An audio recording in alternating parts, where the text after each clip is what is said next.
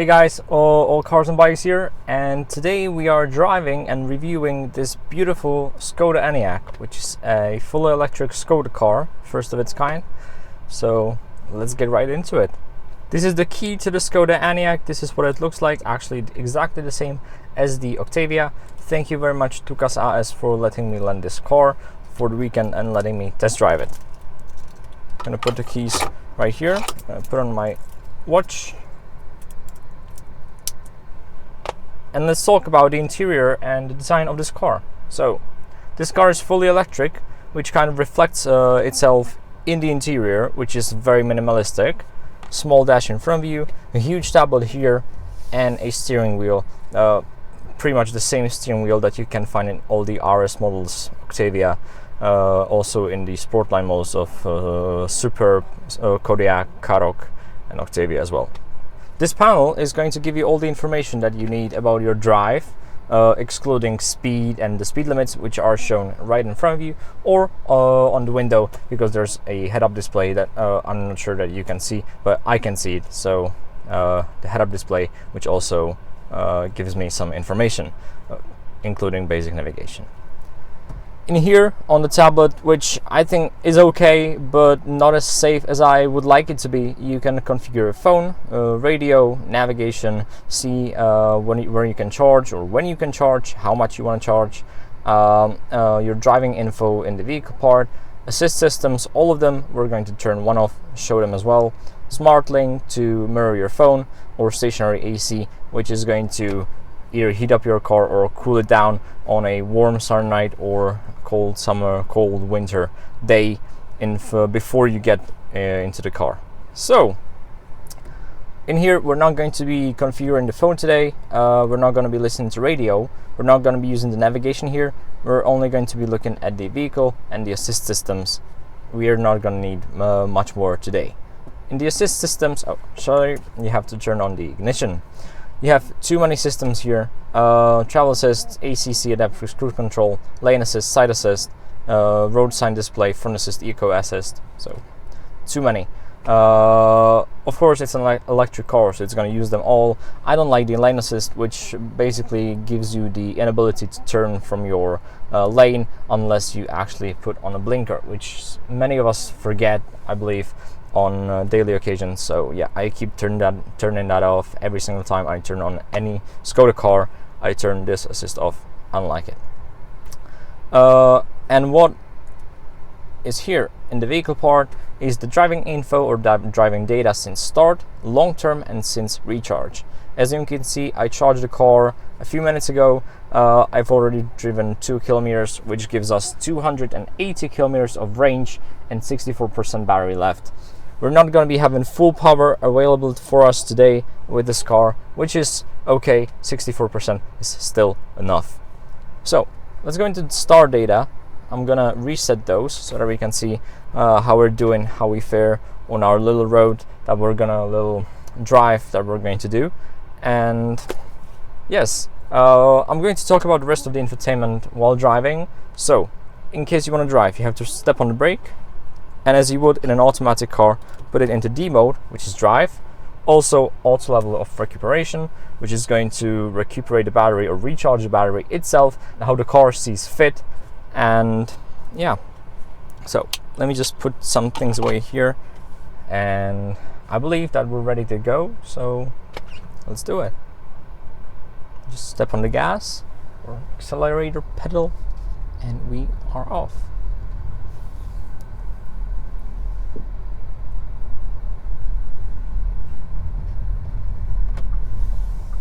Okay.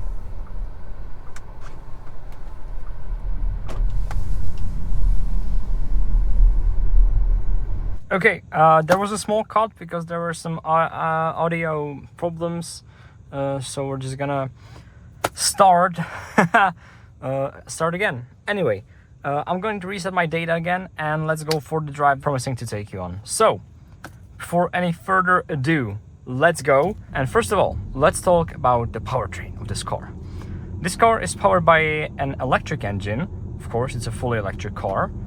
And this engine produces 220 kilowatts of power. And this power is redistributed to all 4 wheels, but in the basic sense, it's actually a rear wheel drive.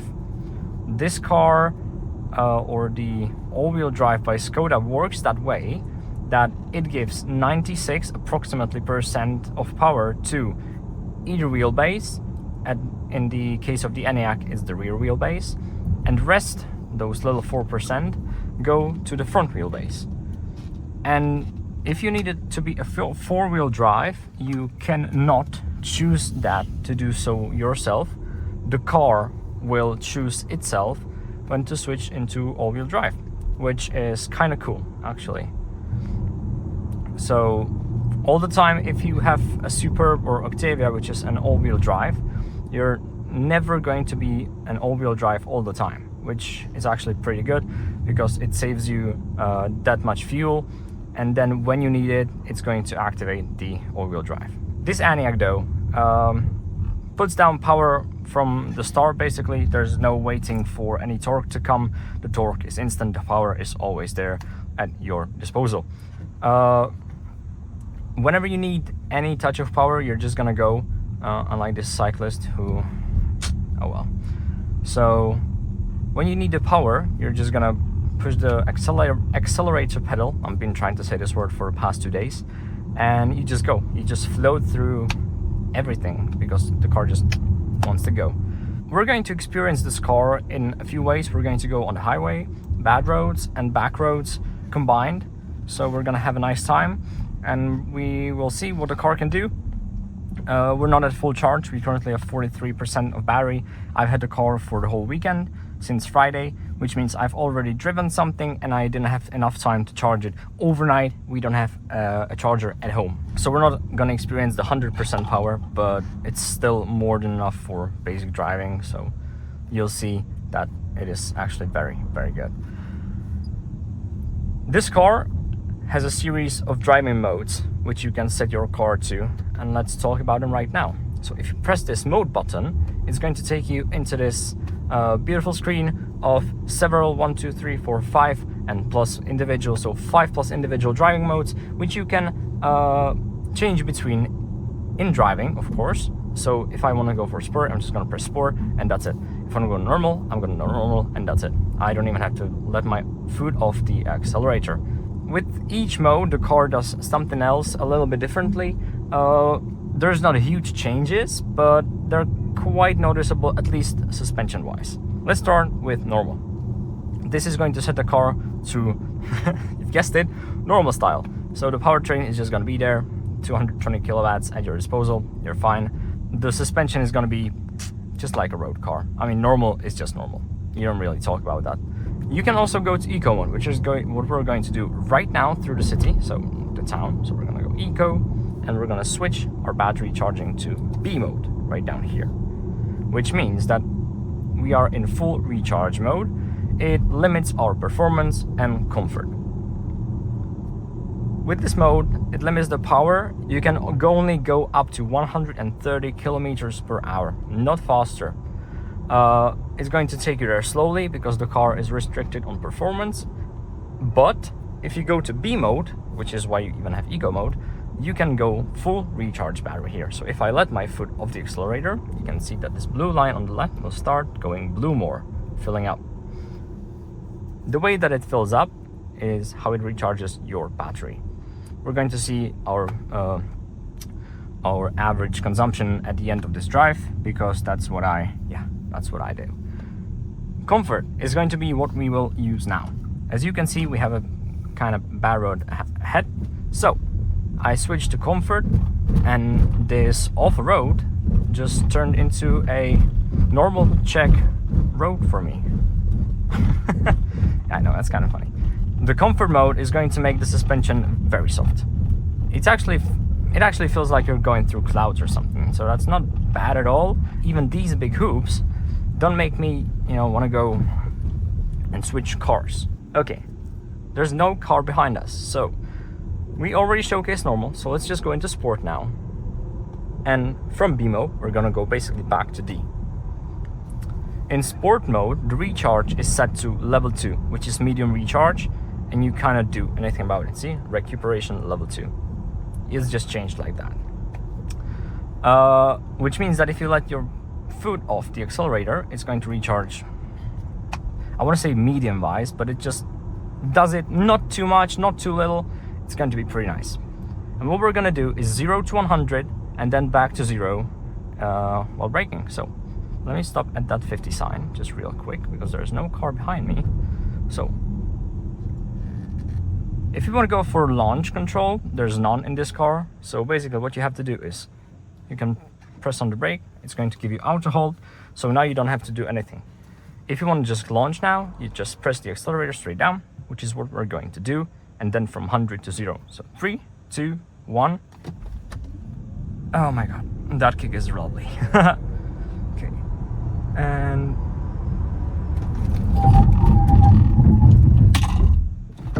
so that's actually pretty good for an electric car.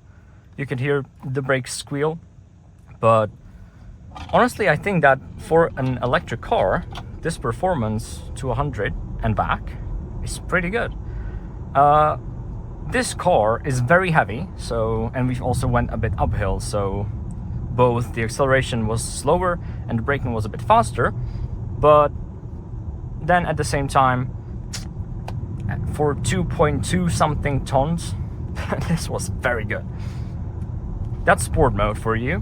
And if you go into traction, it basically, you know, enhances the car's traction control, stability slide control. It just doesn't let you do much stuff while you're also in the rain. So yeah, we're not going to use that. We're going to go back to normal because we're driving normally right now, which is going to give us auto recuperation mode. So we don't have to care about that now. And let's just enjoy the drive right now a little bit. I'm going to step off drive mode and go into set, which is going to give us only two things: ESC Sport and tire pressure loss indicator. ESC Sport, if I press it, going to turn off traction control and somehow decrease the level that the car is going to help us in corners and with sliding and stuff. We're going to keep that on for now because this car is not mine and I don't want to smash something this expensive. Which gets me to price. This car in Czech crowns starts at about 1.4 million. This exact car, the RS model that we're driving, the one that is for sale, costs 1.76 million Czech crowns. Should be somewhere along the lines of, now, I think 75,000 euros. Along. I'm gonna put an exact number right here. For that kind of money, you get a nice package. You get a fast car, it's electric, so it's quiet, it's cheap to maintain, and yeah. What's not there to like about this car? It's big, it's comfortable. I like that. Going back into this tablet, there's a few more buttons here, but actually we're gonna talk about those a bit later. So now we're gonna go switch into sport mode and enjoy how the car goes in some light twisties.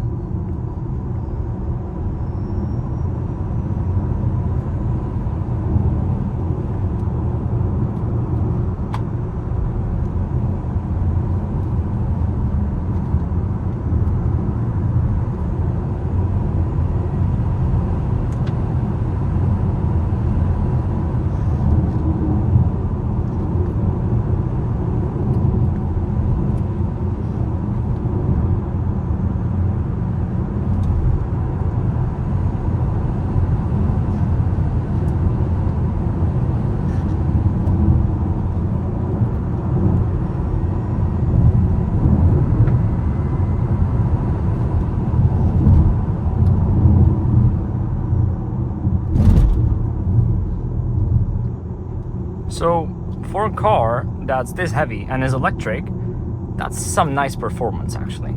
Yes, our kilometers went down a bit, like by 6 or 7, but when you get this feel from driving the car, I think that's excusable. It made me feel really good. I felt stable, I felt confident in corners, and I didn't have the feeling that the car was gonna lose it, you know? It just pushed. That was really good. Skoda, thumbs up for this performance. Very, very good. So now back to the buttons here. With this button, you actually configure the AC. So I think that's kind of dangerous here. If you want to go for higher temperature, you click up. If you want to go for lower, you want to click down. I have to turn left here, so we're going next straight to the highway, actually. So if you want to configure anything AC related, which is heating of the steering wheel, or the front window, or your seats, or the temperature, or where it's going to blow, that's what she said, you have to use this huge panel. The display, I don't know, Skoda thumbs down for this. This is not safe, this is not nice. What I would appreciate more is if you had some kind of knobs here, maybe, like one here, one here. Let me just quickly set to normal. So one for setting the volume, maybe, and configuring the radio and songs, and one here to do everything else on the screen, like just, you know, if you turn around, it's going to go through these slots and stuff. I know it would take longer, but on a drive, if you had a knob that you could use to adjust your temperature or your your heating of anything, would be much better, in my opinion, than touching this. You know, so, but as I said, that's personal opinion, and I like it. It looks great. I think it's modern, and I like it. But at the same time, I find it kind of very dangerous. Let's go to 100 and let it coast down this beautiful slide, which is going to give us a recuperation mode in automatic. So it's going to let us roll down, but at the same time, it's going to save a bit of energy. As you can see, it's recuperating just a tiny bit, but it is, which is really, really good. So now it's gonna do it more and more and more. We're gonna switch to B mode because we are approaching another village. So let's go B. Let's go start recuperating more. And that's how you drive an electric car. Now, our average consumption is 27 kWh per 100 kilometers. This battery can charge up to 82 kWh, which means you should be able to do, Skoda says, up to 500 something kilometers. In real life, it's going to be 410, 20. Depends on your driving style a lot, though. If you have AC on, also how much you step on it. So too many things that can, you know, change the course of your drive range. Would I get this car? My personal opinion, yes, I would. It's a big, comfortable car that behaves itself quite nicely. It has very strong brakes, which is funny because this car has drum brakes in front and back, and 90% of its braking is done by its engine, which you could have noticed back there, because when I did the 0 to 100 and 100 to 0, because from the start the car wasn't braking as strong as you would have thought, but then it engaged those brakes and you could feel it bite a bit more. So 90% of braking is done by the engine. We're gonna go on the highway now, or the motor road, and we're gonna look at how it performs on the highway. But yes, I would buy this car. It's comfortable, it gets you to enough places, it's cheaper to maintain than a basic gasoline car, and it does these little funny things. So yes, for me, 100% yes, electric car. Anyway, let's speed up to 120, which is my traveling speed on the highway, and let's just keep it that way. Around 120, if it's 125 or 180, doesn't matter. I could get used to this. As I said, this car is on borrowed. The Octavia that you've seen in the previous or the first video is the one that I have currently, well, that I drive from work and back each day. So this is only landed borrowed. Let me overtake this MG car. Oh yeah. Yes.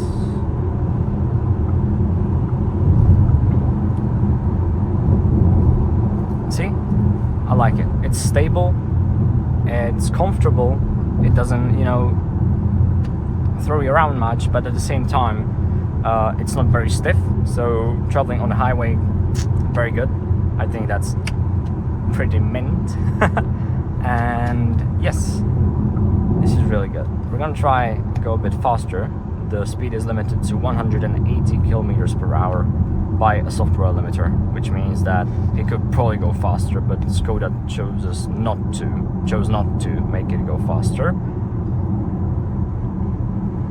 which I guess kind of makes sense, because you don't expect an electric car which already has limited battery to cruise at 200 kilometers an hour and more, because that way you wouldn't be really, you wouldn't really make many kilometers on it. So yeah, as I said, real world 400 and something kilometers. So if you charge up every 250 or 300, you're totally fine. And believe me, every 300 kilometers, more than enough for you to stop and have a little break and just hang out a bit outside of the car. This car has to be charged, and it takes about 35 minutes, approximately 30-35 minutes to charge it up to 80%, which is more than enough for another 350 kilometers, easy. So right now we're going down a hill, so we're just gonna leave it in cruise mode, let it recharge itself, and yeah. So now I'm not stepping on anything. If I go to the right hand side, it might notice the car in front of us, which it does, and it starts braking or recharging the battery down this hill. So we're gonna leave it do that, and we're gonna set our speed to match the car in front of us. So we don't have to do anything. So we're just coasting down this hill. Our consumption rate is going down massively, and that's what I really like about this. Oh yeah, Skoda, I give you a great, actually 2 thumbs up for this car. The Enyaq is the only electric car that Skoda makes so far. They are going to introduce the Vision 7S, which should be a 7-seater, but from the prototype that we've seen, it's a 6-seater plus a child seat. And then we should have L-Rock, which should be electrified Karoq, and L-Tavia, that's my guess for a name, which should be an electrified Octavia, or basically a sedan or a state car. So far, for their first try, this is very good. It shares the platform with Volkswagen, Audis, and yeah, with Volkswagen and Audi's electric cars. So it makes sense for it to be, near that level of competition. It's really good, really good. Now, as you can see, we're not gonna go a bit faster because there's the Fabia in front of us, but the car is very stable even in high speeds. You've seen that on the highway, you've seen that in the turns, but here, if I went just a bit faster, you can see that the car has zero problems gripping to the ground. So that's a big thumbs up for this car. Let's actually overtake him quickly before it gets too narrow and go back in front of him. My impression of driving it, not technical data or paper stuff. When you sit in it, the first thing you notice is that it's pretty large. For a Skoda car, it's really big. So you sit very above the ground. The front is, very long, so you feel very safe and confident in your driving. So now it's time to score this car. What percentage would I give this car, and would I buy it? So you already know the answer to the second question. Yes, I would buy this car. For me, it's comfortable, big, and I don't like SUVs. And coming from a guy that doesn't like SUVs, who would buy a massive electric SUV or coupe car? Wow. Skoda, this is really something. I am enjoying this car. How many percent out of 100 would I give this car? I'd say 90. Now I know many of you will not agree with me one bit, but I like electric cars. I like where they're going, how quick they are, how they work, and that's good. Everything about this car, powertrain wise or stability wise, is great. What's not good about this car is this huge display. These 11 something inches of not fun and being dangerous are too dangerous, basically. They're too much of a concern for my safety. Imagine you want to change anything on this car, you have to do it through this, which is just unbelievable for me, you know? I would like to have knobs and buttons everywhere because they're easier to control. Okay. They're easier to control, and you know what you are doing with the car. When you press buttons on the screen, where you will not look when you're touching the screen, it's going to not give you any feedback, which you can eliminate by setting the sound effect when you press the touch screen. But at the same time, you press it, you know you pressed it, but that's it. So yes, buttons here, buttons, that would be much appreciated. Well, now we're approaching the end of this review, so thank you very much for sitting through this review. It's been a first for me. Before you turn off this video, I'm going to do 2 more things for you, which is going to be the camera system, so parking, and horn test, which you will be quite surprised about with this car. I'm going right here so you can, you know, move. So first of all, I want to park here. This is my spot, pretty much. So R, and this huge camera pops up. This is great. I like this.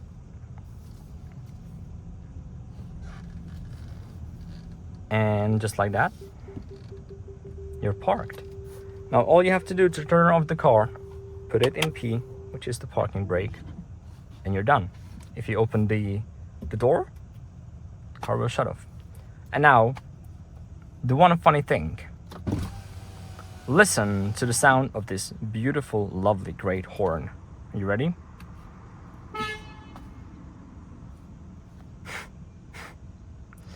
Anyway, for a car that's almost 2 million, Skoda do at least 10 times better next time. Thank you very much for watching, guys. See you at the next video. Bye.